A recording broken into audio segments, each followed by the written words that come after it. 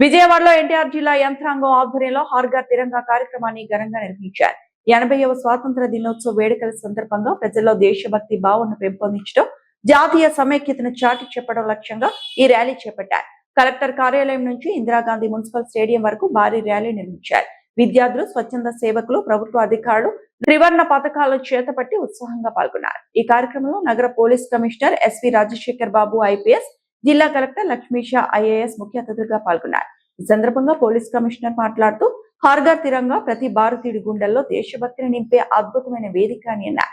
జాతీయ జెండా గొప్పదనాన్ని గుర్తు చేసుకుంటూ ప్రజలు, యువత పెద్ద సంఖ్యలో పాల్గొనడం గర్వకారణమని కొనియాడారు. త్రివర్ణ పథకాలతో సాగిన ఈ ర్యాలీ విజయవాడ నగరంలో దేశభక్తి వాతావరణాన్ని మరింత ఉత్సాహభరితంగా మార్చింది.